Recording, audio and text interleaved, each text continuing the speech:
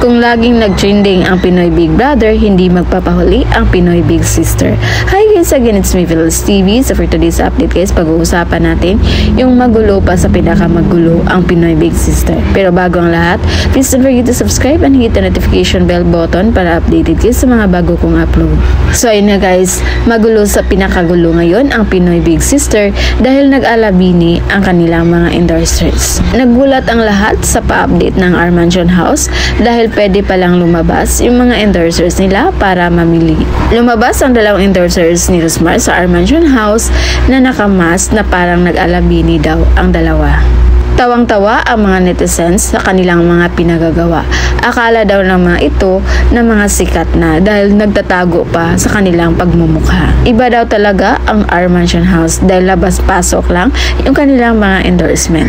At ang nakakatuwa pa doon, 5,200 lang yung weekly budget nila. Paano kaya nila ito pagkasyahin? And kailangan pa talagang lumabas ng mga endorsers ng Our Mansion House para sila yung mamili ng kanilang mga pagkain. So grabe, iba't ibang pakulo yung ginawa ng Pinoy Big Brother at ng Pinoy Big Sister. So yun yung pa-update natin guys, and again this is Phil's TV. Thank you for watching.